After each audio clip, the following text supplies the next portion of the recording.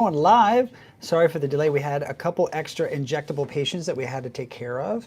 And I'm just gonna get this kind of, my phone set up here so we can talk. We can answer your questions and so forth. Okay, cool.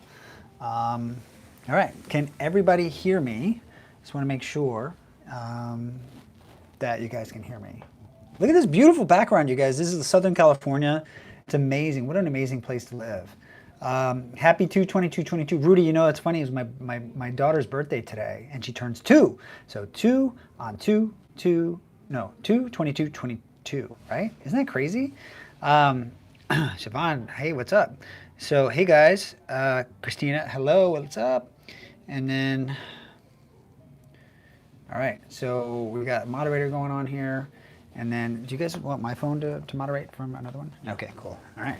So, I'm here to kind of talk to you guys about mommy makeovers, and I have a couple questions I want to kind of go through with you guys, and then we'll go some live Q and questions. So stay tuned to the end of that, and I'm going to actually answer all these questions. Ilsa Goldie, I know the gas is super expensive here, right? So you got to get an electric car. You just got to ride a bike like me. I ride a bike every day. All right, here we go. Should I wait till I'm done having kids? Well, for a mommy makeover, I think the answer is yes, unless you're planning to wait a long period of time. The reason why is because when you have a pregnancy, your abdominal area stretches out, and if we were to spend all this time doing all this hard work to make it nice and flat, if you have another pregnancy, it could cause stretch marks and it could stretch it out. So I generally recommend that you wait until you're done having kids to get a mommy makeover. Now, if you want to do your breast, I think that's fine. But the tummy tuck, I think you should wait until you are done having kids. Okay, how long is recovery? Typically, it's about 2 weeks. That's a combination of the tummy tuck and then the breast surgery. It's about 2 weeks of recovery. You're walking around right away. And I'm gonna wave you guys back. What's up? I think I can wave back. Yeah, what's up? All right. So, that is what I suggest is 2 weeks. Now that's not full recovery. You can't go swimming in the ocean at 2 weeks. You know, it's kind of a generalized recovery where you can kind of go back to work, like light duty kind of stuff, and then full return to work probably around like 6 weeks, like heavy lifting and stuff like that. How is the scarring? Well, the scarring depends on what operation we do, but if it's a breast lift and tummy tuck, the scar is closed in 4 layers on the abdomen and 5 layers on the breast because we have to close that breast layer. And on the abdomen, we keep it low. We keep it, the important thing is to keep that incision away from the, away from your bikini line, right? So we want it hidden in your bikini line. Even though we're gonna spend a lot of time, make sure that closure is beautifully perfect, and we can do our scar gel, our scar tapes, our laser, and all that other stuff. We wanna keep it low, just in case you're a bad scar, right? Or just in case you didn't put your scar gel on, or whatever. Because even in the best work we do, there's always going to be a fine line, little scar there, right? But that's the key, is you want to make it minimal as possible. Belly button is the biggest difference, okay? Belly button is a huge deal. So for the belly button, you have to make sure that it looks very natural. There's a natural midline contour there. You don't want it to be a dead giveaway that you've had a tummy tuck surgery, which is part of the mommy makeover. So your belly button has to look natural, and it has to be kind of sunken in, has to have a nice little curve on the top, and then the hood going in on the bottom. So if you watch any of my videos, you'll see that I do that. I spend a lot of time on the belly button. I spend about an hour alone on the belly button. So, and yes, if you have a C-section, I can generally go below that, scar that you have already for the C-section, so that you can say bye-bye to that scar. And there's a big problem with that C-section scar a lot of times. You get this little overhang, right? So it's like, here's a normal scar, and then for whatever reason, the C-section just gets tethered right there, and you just get this little pooch above, okay? So we take care of that as well. Early 20s for Botox, yes, we do that all the time. Just depends if you have wrinkles. All right, so does it include the booty? Well, sometimes it can. So if we do liposuction as part of the mommy makeover, where we take the fat away from here, and then we take it away from the flanks as well, we can take that fat and transfer the buttocks. I call it the Grand Slam Mommy Makeover because it's 3 areas, you know, and we do the breast, we do the abdomen, and we do the buttock area. And yes, we do use drains. I can do drainless, but I don't recommend it. I think your body wants to get rid of that fluid. So I do drains to get the fluid out. And yes, we can individually do belly buttons as part of a redo. That's just an individual quote. You can send us photos on that. We can do that under local a lot of times. But the belly button's got to be done right the first time. You know, it gets so much harder the second time around. to try to make it look good. So make sure you find a good surgeon. So don't bargain shop for parachutes or plastic surgeons, folks, okay? Why do I have an abdomen protrusion 8 months after a tummy tuck? No lipo. It just depends. You know, a lot of people, if you have intra-abdominal fat, tummy tuck can address, mommy makeover can address everything that's outside your abdominal fascia wall, right? So here's like your intestines and everything here, and then here's your abdominal wall, right? And then here's the external fat, and then here's the skin. So everything out on this side, we can take care of. The stuff inside with all the intestines and the intra-abdominal fat, we can't deal with. So some people, if you have central obesity, that fat can kind of push out and bulge out your abdominal wall. Now we can tighten those muscles a little bit, but if it's really tight, there's only so much we can do.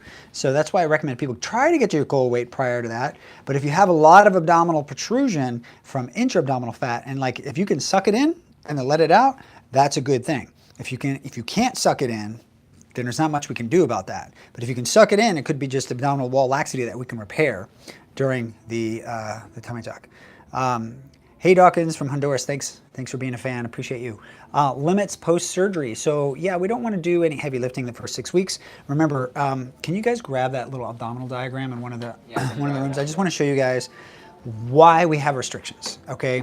No swimming in the ocean, no bathtub, hot tub, jacuzzi for 6 weeks. And that's so that you don't get little bacteria that kind of sink into your incision. You can take a shower the next day though, okay? At least of my patients, because I put a special glue and I put steri strips on your incision so that the water can kind of go over. But the other thing that we do is we repair those muscles in the middle, and I want to show you that diagram of what that looks like. And that needs time to heal. Otherwise, you're relying on those sutures to hold everything together, and sutures by themselves are not very strong. We need at least 6 weeks for some of that scar tissue to start to develop and for you to start to get some strength. How to plan for your tummy tuck? Well, tummy tuck, I think the biggest thing is to plan for your recovery. You need 2 weeks of solid downtime. You need a support network. You need help with your kids. You need to kind of get all your ducks in a row. You need to get to your goal weight. And then it's never a perfect time to do it, right? So just make it happen, whatever you got to do. So this is that diagram I was telling you guys about, all right? So your muscles, they get wide right here, all right? They get wide like this when you have a baby or you have a lot of weight gain. Now, part of what we do is we bring them back together. And that does 3 things. It flattens it out, it strengthens your core, and then it cinches in the waist from the side, okay?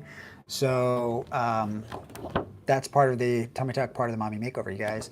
It's my favorite part because it just really shapes the internal musculature. It's like an internal corset, and it really kind of helps with that laxity, fixes rectus diastasis. You guys saw my video about my wife and her rectus diastasis. I hope if you haven't, check it out. It's on my YouTube at Barrett Plastic Surgery, okay? And also check out my YouTube videos, you guys. I have a lot of information. I have like how to recover after tummy tuck or mommy makeover. I have those videos on my YouTube site, so you can actually just go check out the playlist that is post-operative instructions. Those are for my patients only, but you guys can have access to that and you can check it out if you subscribe, okay? So what's the best time of year to have it? That really depends on your schedule. I mean, we do tummy tucks year round. So, it just depends on what your schedule is. Sometimes people like to do it when kids are in school. Sometimes like to do it when the kids are out of school. Just depends on your schedule. Yeah, we gotta also make sure that you're not anemic, okay? If you are anemic, we want to make sure that your blood levels are normal. So if you have problems with low hemoglobin, we want to make sure you take your iron or eat a little meat prior so that we can make sure your blood levels are up, because it's a major surgery. We don't want to start out with low blood, because if you lose any blood during surgery, which can happen, we don't want to jeopardize you, put you in risk, okay? So another question is, we have how long after mommy maker do you have to wait to lift weights? Isolated leg workouts can be done within 2 weeks, but upper body, like core stuff, I wait till 6 weeks. And then you use your body as a guide. I would actually honestly start with body weight first before you move on to actually using weights. When choosing a surgeon, what are important things to ask? 1, are you board certified? 2, do you do this on a regular basis? 3, do you have before and after photos that I like? 4, do you have reviews online that make sense? And then 5, is it a good fit? Okay, those 5 things that you have to do. as part of your due diligence. You could have all the best surgeon in the world, but if it's not a good fit, you're not getting a good vibe. That even happens to some of me and one of my patients, you know, it's like, it's not a good vibe. Like, I've got to cut you open. I've got to cut you in half, and I got to cut you in lots of tiny little pieces, and I got to suture it all back together, and then you got to trust me during recovery. So you got to make sure that that's a good fit before you make that decision. And if it's not right, don't do it. And price, guess what? Price should not be your number one focus, all right? I know that's very important. Price should not be your number one focus when you're shopping around for this. You should look first for quality. If you can afford it, great. If you can't, then maybe it's better off waiting, because you don't want to compromise health and safety for surgery if it's going to lead you with a worse outcome. Okay, I get a lot of people that have complications from other surgeons that didn't do the research. Okay, and they chose price over quality. Okay, so you know, it's your body. You only get one unless you believe in reincarnation, and so you got to make the most of it. But life is short, so you also want to do something at the same time. All right, will swelling and too much stretching of the skin cause a keloid or hypertrophic scar around the belly button after a tummy tuck? Well, that's an interesting question. It could, theoretically. I haven't seen that happen. But, you know, most of the swelling is generally controlled enough so that it doesn't stretch out the belly button. I kind of tuck my belly button in and I protect it in a nice little enclave. So I don't really see that happening. But if, say, if you like had a hematoma and it really stretches out, it could theoretically happen. But I haven't had that happen. Sounds like someone might have had that happen, and we'd have to just kind of see some photos of what happened there. Is a rock hard feeling under incision around a pubic area normal after tummy tuck? Yes, it can be, but it can also be a sign of a hematoma. So make sure you follow up with your surgeon and see what that's all about. All right, so we're on to the live questions now. After a tummy, let's see. We can read them out to you. Okay. I got a BBL and I still have cellulite dimples. I gotta read it, yeah. All right, here we go. So I got a BBL and I still have cellulite dimples. I was expecting for the dimples to be filled. Is that possible? Queen Denise, yes. So the cellulite, okay, imagine this is your skin. What is cellulite, you guys? Cellulite is a little, so here's your muscle, here's your skin, and here's the subcutaneous stuff in there. And you have all these little fiber septi in between. So what happens is, if you add more fat, all of a sudden it starts to bulge up, and this tethering is still tethering it there. So it's not about adding fat in there, because that's not going to release that tethering that's holding that dimple down. What you need to do is release that tethering, okay? So a lot of times there's a subcision technique that can kind of reduce the actual cellulite dimples, because transferring fat in there sometimes just makes it worse for your BBL. Okay, let's do another question. After BBL, how long does it take to completely get soft? Desiree 1NA. Yes, so I generally start to see softness develop around 3 months, and that's when you start to lose most majority of the fat that you're going to lose. But some people can take up to 6 months. Some patients. Do you recommend BBL at the same time of mommy makeover? Vicky, 1969. Yes, I do, and here's the reason. If we're going to do liposuction as part of your tummy tuck, why not take that fat during that time and then transfer to your buttocks and then combine the whole shebang in one single kind of operation? And we do that as long as we keep the operation under 6 hours. It's very safe. Yes, it is a lot to recover, but your recovery is only incrementally longer than taking 2 separate recoveries. One for tummy tuck breasts and then the other one for BBL. Okay, so I got another question here for you guys. How much weight do I need to lose before my mommy makeover? Well, it's all relative, all right? So I get a lot of people that are overweight, and they goal weight is prior to hold on. Okay, so figure out what your goal weight is. Try to get as close to your goal weight as possible, and if you can get it, great. If you can't, you've got to make a decision in your mind. Do I need? Do I hit a wall? Is it plateauing? Right? I get a lot of people. They lost 20 pounds, but they got another 20 pounds to lose, and they can't lose anymore. And we need to take care of the skin. We need to tighten up the abdominal wall. We need to do something to make a difference and keep them motivated, right? So in that situation, I do it. We do it. We do a tummy tuck, whatever we got to do. The breast, we got to factor in any more weight loss and so forth. And then we know that if we lose that extra 20 pounds, which a lot of people keep going, they keep this momentum, like boom, I lost 20 pounds, I hit a wall, get the surgery, I need to lose the other 20 pounds, and then we might need to touch up the skin later on. If you're okay with that second operation, then we can do it.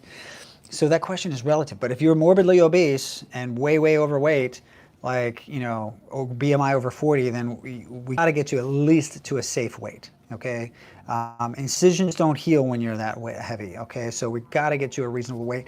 You guys want to know the most effective way to lose weight easy? It's intermittent fasting. Okay, write that down, intermittent fasting. So you eat dinner, whatever time you eat dinner. I'm trying to reconnect here. This one's having connection issues. Let's see here. Nope, I think we're okay. Calorie counting is a myth, you guys. And it's all about what you eat and when you eat. Okay, so if you could just do one thing, no, absolutely don't need lymphatic drainage after a tummy tuck. It's a nice to have, not need to have thing. But if you could just do one thing, it is when you eat, folks. So finish your eating your dinner at 8 o'clock and then don't eat a damn thing until noon the next day. You will lose weight. It's because, yes, you are eating less, but your body gets a rest period. You think humans evolved for 2,000 years to eat 3 meals a day? You're freaking out of your mind. You're crazy, all right? Humans didn't evolve to eat that. Our guts are overwhelmed with the amount of foods that we're having. Oh, I thought we were supposed to nibble and all this other stuff. You think prehistoric humans had access to the amount of food that we have and are like stuffing their faces constantly throughout the day? Nope, not a chance. And what they did have were like crusty little apples and little prunes and little like seeds. And so if you want the number one tip, black, no calories, don't use artificial sweeteners. That tricks your body and messes you up long term. That's my recommendation, and that's how you get to your goal weight, and that's when we can do your tummy tuck. Okay, so take another question here. What we got? Okay, so what will happen if we get pregnant after tummy tuck? Okay, so congratulations if this happens. It happens a lot because all of a sudden you look glue and your body looks great and you decide to have another kid. Not a big deal. The plication will stretch out a little bit, okay, because your body will make room for the baby. Over 9 months, not a big deal. It will be tight. You might get some new stretch marks. But don't gain more than 30 pounds during that pregnancy and you'll be probably okay, all right? Things might be a little bit loose, but then we can just touch it up a tiny bit. Not a big deal. All right, let's take another question. What is better, retinol or tretinoin? You know, that's a great skincare question. I like time-release retinol because you don't want to kind of napalm your face. What could someone expect to be off work for tummy tuck? Desk job, Shauna, I talked about this, but it's about 2 weeks, 10 days to 2 weeks at a desk job. All right, so here we go, and I got another question. I have a scar on my tummy tuck. This is from Narina Nalis. I have a scar on my tummy tuck with keloids. Do I need to remove the scar and make a new one? You know, this is tough. I'd have to see it. But generally speaking, if the scar is wide or thick, it's best to just start over. Sometimes you can get away with a laser, and that helps. But if you want the best result, now that the tension's off, a lot of times surgeons make this mistake. They try to make it as tight as possible, as if that's going to actually give you the best result. Making it snug, but not too tight, allows the scar to heal in a fine line. It also allows you to pull the incision down low. So if you look at surgeons' results, and you see this classic type A move where they just try to remove as much skin as possible, that's not the goal, and you get this stretched out scar because they're super, super tight and it just doesn't look good and it doesn't heal well. How to choose between a lift with fat transfer or a lift with implant? Allure Spa and Wellness Boutique. Well, it just depends, okay? If you have breast laxity, okay, generally you can do a fat transfer. If your goals are half cup size to a cup size improvement, fat transfer might work. You also have to have the fat to do the fat transfer. So if you're skin and bones, it's not gonna work, all right? So that situation, an implant will look better. That being said, the best results I have, 9 or 10 out of 10 results, are from implants. I get 7 out of 10 results with fat transfer, but not everybody wants an implant, okay? So, all right. So Lisa Schmidt, what's up? Can I do a mini tummy tuck and have scar revision on areolas and inner thigh lipo at the same time? Yeah, so you can, that's just a multiple procedure. And you know, we can remove the scars on the areolas, let's redo them. Mini tummy tuck is fine, but remember, mini tummy tucks, do you guys know the difference between a full tummy tuck and a mini tummy tuck? A full tummy tuck addresses the skin above the belly button, okay? So we're gonna go back to our diagram here. So if you have skin laxity above your belly button, up here in this area, full tummy tuck is better. If you just have a little bit of poochiness down here, a mini tummy tuck would work fine. But you don't want to overdo a mini tummy tuck because it's going to pull your belly button down. Now, how do you know if you need a full tummy tuck? How do you know if you have extra skin up here? Well, if you've had a kid, you probably need a full tummy tuck. But if you want to be sure, look at your belly button. If it's a sad face like this, you need a full tummy tuck. But the good news is if you have a really good surgeon who focuses on belly buttons and keeps incision low, no one's going to tell the difference. All right, I had a mini and it was not a good candidate. it led to a really weird outcome. Britt Bow, tell me more. How did it lead to a weird outcome? Did it pull the belly button down? Because I see that all the time. Is it safe to have a tummy tuck with multiple C-sections? Verito? Yes, it is. Let's get rid of those scars.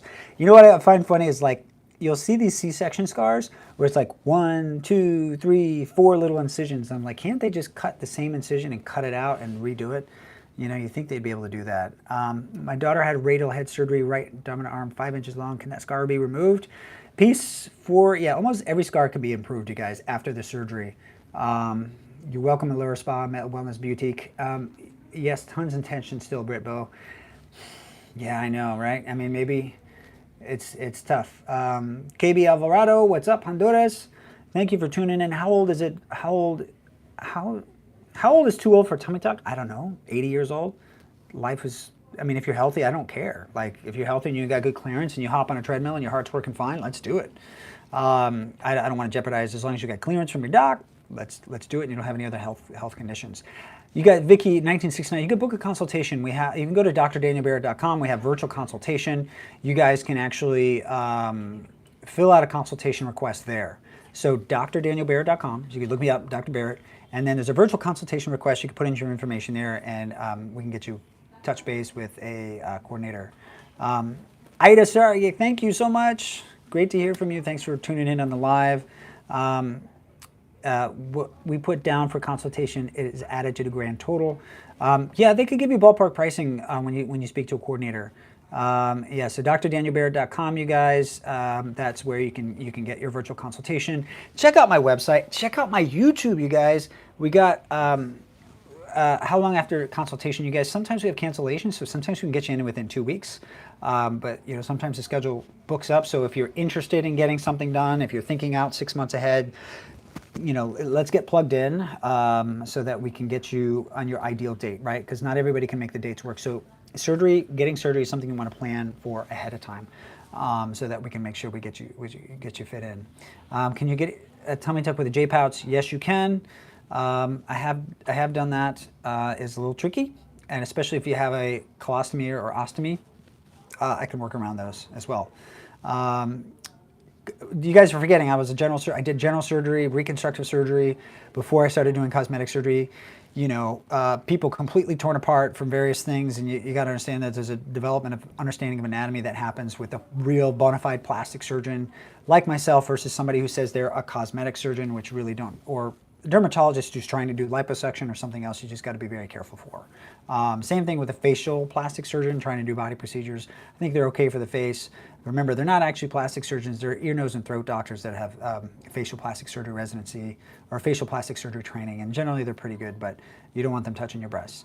Doc, what are the most common procedures on males? It's liposuction. We all got those stubborn areas, and I do gynecomastia surgery a lot for male chest growth. I do a scarless technique on that, you guys. I use a microdebrider. I go in and I kind of core out the tissue. I actually had gynecomastia surgery myself.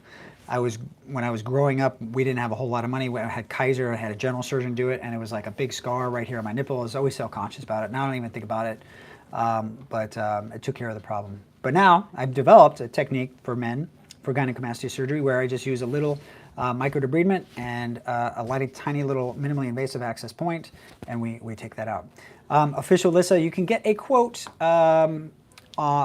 through our website and through a phone call with one of our coordinators. So go to drdanielbarrett.com, check out a virtual consultation, and we can get in touch with you. Gabby XO98, is Coolsculpting worth it? Well, you know, Coolsculpting works. It takes a lot of treatments. It's expensive. I love to do liposuction, okay? So I always can get better results with liposuction.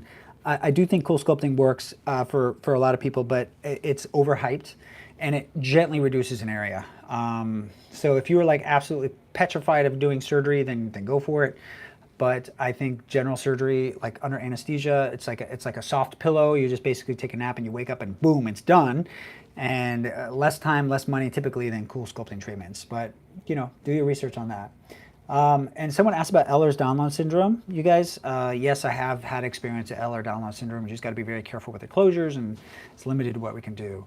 What is a good candidate for non-surgical butt lift? Emily, you know, if you have any fat at all, Emily T, if you have any fat at all, use the fat. But if you don't, we can do Sculptra buttock injections, and I do those. I have one coming up. We're using about 30 vials of Sculptra. It's going to be incredible. We're going to try to show that on social media.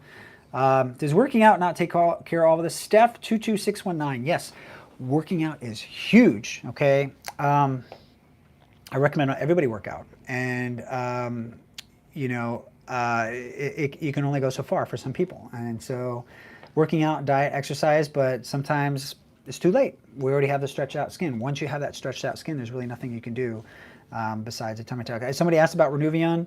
Renuvion is great for the arms. It's just a measure of laxity. If you have way too much laxity, you got to do a brachioplasty. That's an arm lift. If you just have a little bit of laxity, Renuvion. If you have just fat, liposuction. Okay, so it's like small, medium, large. All right, small amount of skin laxity, liposuction. Medium amount of skin laxity, Renuvion, which is J plasma, which I offer, which is cool. Large amount of laxity, we need a surgery to cut things out. Okay, do I perform BBL? Yes, I do. Kinley's Bell, I do. And we're going to take a few more questions, you guys, and then we are going to we're going to sign off here. Okay, so what qualifies for a tummy tuck? Kylon, if you're healthy and you feel pretty good about your goals, you're not losing any more weight, let's do it. And then Alexis, you got it. Do you have a colleague or recommendation in NYC? Rick, depends on what you want. I have people come from New York all the time. They come here. So I have mommy makeovers come out here from New York, and they spend 10 days out here, and they do great. At least, what is a mini tummy tuck? Okay, so you got it, Derecha Wells. You're welcome. Do we wait to reach a goal weight to make an appointment with you? Andrea, if you're constantly losing weight, that's great. Just keep losing your weight, and then just try to predict it ahead of time so we get the consultation in. We can get you ahead of time. I can give you tips on how to lose weight. We talked about intermittent fasting. The other thing is to go keto. Okay, carbohydrates are the enemy, and all the processed foods and all the other crap. Getting adequate sleep, all those things are like the major things. Because if you don't get enough sleep, your cortisol level is high. You ever notice when you're like cranky, you just eat a bunch of crap? So that's really important, but that's hard for everybody to do, and I get it.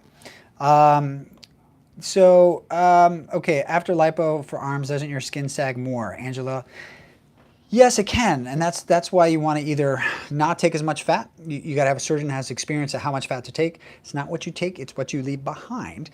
But if you have too much skin in the first place, then you're doing the wrong operation. Okay, a little bit of fat and tight skin, liposuction's fine because it'll shrink back. Happy wife, happy life. Yes, I have a ton of selection of YouTube Q&A stuff on there as well. Rudy Tooty, breast implant illness. Yeah, that's a real thing. I have another video about that on my website. I interviewed Dr. Chopra on my podcast as well. That's something that you can check out. Breast implant illness is real. It's pretty rare. And what we find is it has to do with contamination of the implant. There's a certain bacteria, I think it's P. acnes, that develops a biofilm, and your body's like constantly trying to attack it. It doesn't happen to everybody. It happens to a very small percentage of people, less than the people that get capsular contracture, which is more of a higher risk of complication to happen. Nationwide, capsular contracture is 1 in 20. My rate's about 1 in 100. I know this sounds all like gibberish to you, but if you are going to get an implant, that's something you need to know about your surgeon. What's their capsular contracture rate? If they don't know, then you don't go, okay? My rate's about 1 in 100. I'm trying to make it 0. Haven't quite figured out how to do that yet, and I do a lot of different things in my surgeries to make that lower. Yeah, Vicky, yes, 1969, we do accept care credit. Sculpture at the face for 42, sure, Queen. Sculpture's great. Remember, it takes about, it takes a little bit of time for it to start working, okay? So about 5 weeks for it to plump up. I like Radiesse because you kind of get instant results right away. My ab muscles are not tightened. Can I have that done now? It's been 18 months after surgery. Yeah, you could possibly have it tightened. We need to see the operative note and everything else. All right, guys, we're going to take one more question, but I encourage you to subscribe to my YouTube channel so that you can kind of like check out the videos that we have coming out. If you like what you saw, please follow me. We have a lot of TikTok videos. A lot of the stuff is for fun. It's on Dr. Daniel Barrett, and same with my Instagram. My Instagram, make sure you follow me on Instagram. I've got a lot of Q&A on there as well, and before and afters. So we're going to take one more question here. And then, do you accept insurance for breast implant for transgender? This is from Raul. Yes, I do actually a lot of transgender breast augmentations. And I get a lot of flack for that sometimes for people that are like, that's not natural. People aren't born that way. I'm like, you know what? It's people want to feel how they want to feel about their bodies, and breast augmentation is safe. and it's a normal thing for cis women to do, and for transgender, my transgender patients, it is one of the most transformative things that you can do. And if you see it on these people, like, you think people really want to be transgender? Do you think it like makes like a whole lot of sense to be wanting, you know, on the inside you feel like you're a different gender, but then on the outside you look like something else? Do you think people like want to have that problem and that crisis? No, they don't. And so I do transgender breast augmentation. I'm proud to do it. I'm probably one of the most busy transgender. I do a lot of cis breast augmentation, a lot of transgender. I'm not here to just like say that's all I do. I do a lot of plastic surgery, but I just want people to know that, you know, these are real people that are doing this because they're trying to align what's going on inside their bodies with what's on the outside of their bodies. And it's really hard to understand that. I don't fully understand it, but I do know that I make my patients feel better about their bodies, both cis and trans patients. Anyway, so that's it, you guys. Thanks for watching. Make sure you follow, subscribe, like, and we're going to have a great rest of the week. We got a bunch more content coming out. We got a couple more videos, this podcast with one of our transgender patients and one of our cis patients coming out this week and next. So make sure you tune in for that. Thank you, guys. Have a wonderful day. All right. Perfect. That was fun. That was a good one. I know, I was like Okay. about to laugh. I was like, oh my gosh, it is windy.